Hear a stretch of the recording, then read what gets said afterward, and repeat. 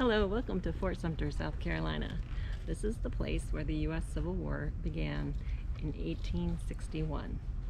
ഏകദേശം ഒരു 5 ഏക്കർ സ്ഥലത്താണ് ഈ കോട്ട നിൽക്കുന്നത്. അമേരിക്ക എന്ന് പറഞ്ഞാൽ അത്രയും വലിയൊരു രാജ്യത്തെ രണ്ടാക്കി വിഭജിച്ച ഒരു പോയിൻ്റ്. പിന്നെ അതിലൊക്കെ ഉപരിയായിട്ട് എന്താ പറയുക, അടിമക്കച്ചവടം എന്ന ആ ഹീനമായ ഒരു സംഭവം ഈ ലോകത്തുനിന്ന് തുടച്ച് മാറ്റപ്പെടാൻ കൂടി കാരണമായ യുദ്ധം തുടങ്ങിയ ഒരു മണ്ണിലാണ് നമ്മളിപ്പോൾ.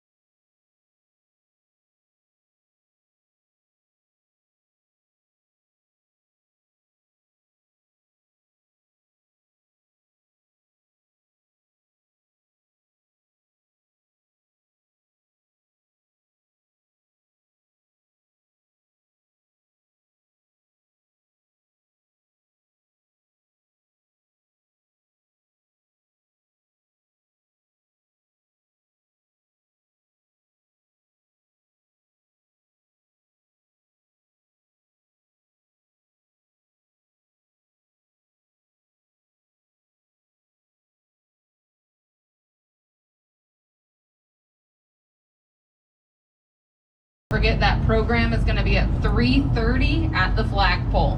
Thank you and welcome to Fort Sumter.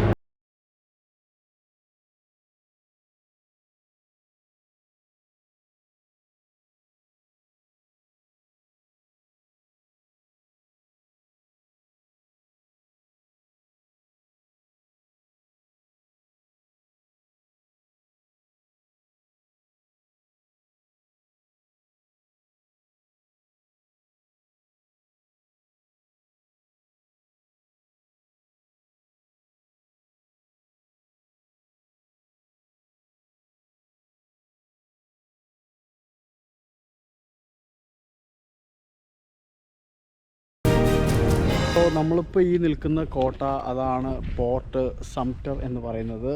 ഈ സൗത്ത് കാരോലിനയിലെ ആർമിയെ നയിച്ചിരുന്ന ഒരു തോമസ് സംറ്റർ എന്ന് പറയുന്ന വ്യക്തിയുടെ പേരിലാണ് ഈ കോട്ട അറിയപ്പെടുന്നത്. സോ ഈ ഒരു കോട്ട എന്ന് പറയുന്നത് 1829 US ആർമി അവരുടെ കോസ്റ്റൽ തീരം സംരക്ഷിക്കുന്നതിന് ഭാഗമായിട്ട് ഒരുപാട് കോട്ടകൾ അവർ കടൽ തീരങ്ങളിൽ പണിതിട്ടുണ്ട്. അതിന് ഭാഗമായിട്ട് പണിതൊരു കോട്ടയാണിത്. അങ്ങനെ 1861 ലോകം കണ്ട ആഭ്യന്തര യുദ്ധങ്ങളിൽ ഏറ്റവും വലിയ ആഭ്യന്തര യുദ്ധമായ അമേരിക്കൻ ആഭ്യന്തര യുദ്ധം ആരംഭിക്കുന്നത്. അത് ആരംഭിച്ച ആ വഴി സ്പോട്ടിലാണ് നമ്മളിപ്പോൾ നിൽക്കുന്നത്.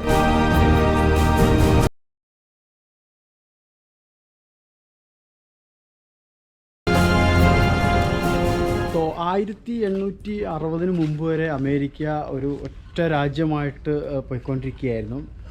1860 അബ്രഹാം ലിങ്കൻ അമേരിക്കയുടെ പ്രസിഡൻ്റായിട്ട് തിരഞ്ഞെടുക്കപ്പെടുന്നതും തുടർന്ന് ശരിക്കും ഈ രാജ്യം രണ്ടായിട്ട് വിഭജിക്കപ്പെടുകയാണ് ഉണ്ടായത്. കാരണം സൗത്ത് സൈഡ് എപ്പോഴും അഗ്രികൾച്ചർ ബേസ്ഡ് ആയിട്ടുള്ള പ്രദേശമാണ്. അതുകൊണ്ട് അവർക്ക് അടിമത്തം നിലനിൽക്കണം എന്ന ആശയഗതിയിൽ വാദം പിടിച്ചവരാണ്. പക്ഷേ നോർത്ത് വളരെ ഇൻഡസ്ട്രിയൽ ആയിട്ടുള്ള സംസ്ഥാനങ്ങളാണ്. സോ അവർ അടിമത്തത്തിന് എതിരെയുമായിരുന്നു. സോ അങ്ങനെ 1861 ഈ കോട്ടയ്ക്കകത്ത് വെച്ച് ചാൾസ്റ്റൺ എന്ന് പറയുന്ന വ്യക്തി, ആ ടൗണിലാണ് നമ്മൾ ആദ്യം വന്നിറങ്ങിയത്. ചാൾസ്റ്റൺ എന്ന് പറയുന്ന വ്യക്തിയാണ് ഫസ്റ്റ് ഗൺ ഷോട്ട് ഫയർ ചെയ്ത്. പിന്നെ അത് ഈ രാജ്യത്തെ രണ്ടാക്കി വിഭജിക്കുന്ന ഏറ്റവും വലിയൊരു ആഭ്യന്തര കലഹമായി മാറിയത്. സോ അങ്ങനെ ഈ ഇവിടുത്തെ ആഭ്യന്തര യുദ്ധം ഏകദേശം 5 വർഷമാണ് നിലനിന്നത്. അതിൽ ഏറ്റവും വലിയ രക്തച്ചൊരിച്ചിലുണ്ടായത് ഗെറ്റിസ്ബർഗ് എന്ന് പറയുന്ന സ്ഥലത്ത് 1863 3 ദിവസം നീണ്ടുന്ന യുദ്ധമാണ്. അതിൻ്റെ വീഡിയോ നമ്മൾ മുമ്പ് ചെയ്തിട്ടുണ്ടായിരുന്നു. ആ സ്ഥലത്ത് രക്തനിലം എന്ന് പറയുന്ന ആ സ്ഥലത്ത് 3 ദിവസം കൊണ്ട് 50,000-ലും മുകളിൽ ആൾക്കാരാണ് കൊല്ലപ്പെട്ടത്.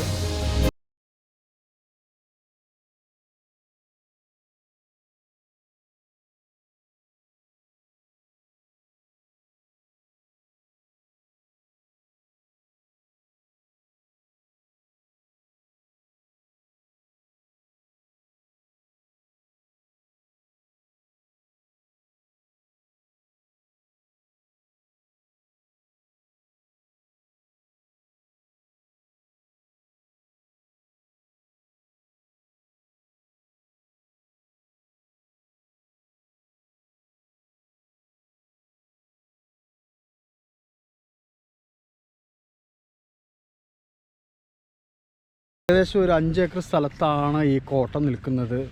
പക്ഷേ ഞാനിവിടെ നിന്നപ്പോൾ ആലോചിച്ച ഒരു സംഭവം അതാണ്. ഈ ഒരു എന്താ പറയുക, ഈ ഒരു ചെറിയൊരു പീസ് ഓഫ് ലാൻഡ് അമേരിക്ക എന്ന് പറഞ്ഞാൽ അത്രയും വലിയൊരു രാജ്യത്തെ രണ്ടാക്കി വിഭജിച്ച ഒരു പോയിൻ്റ്.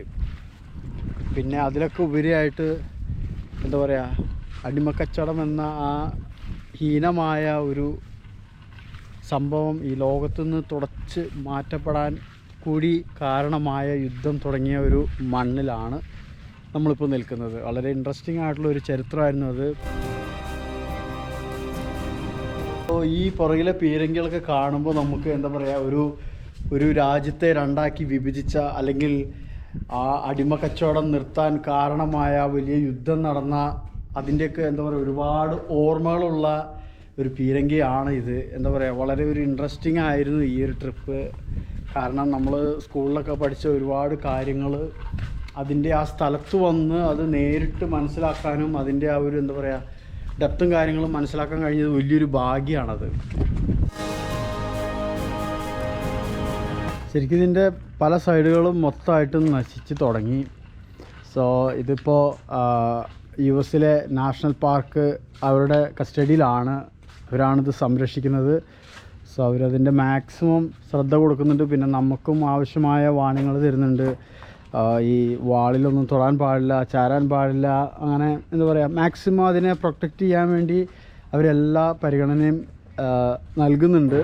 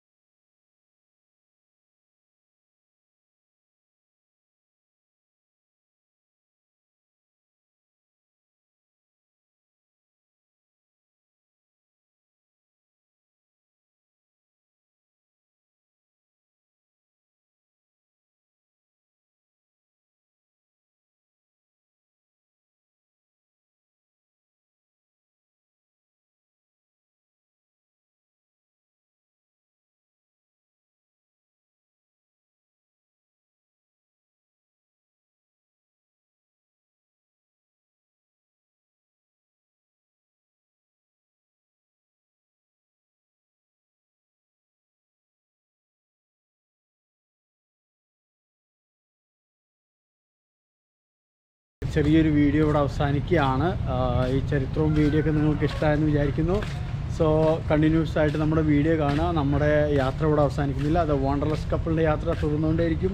പുതിയ സ്ഥലങ്ങൾ തേടി, പുതിയ അറിവുകൾ തേടി നമ്മുടെ യാത്ര തുടർന്നുകൊണ്ടിരിക്കും. സോ അടുത്ത വീഡിയോയിൽ കാണും.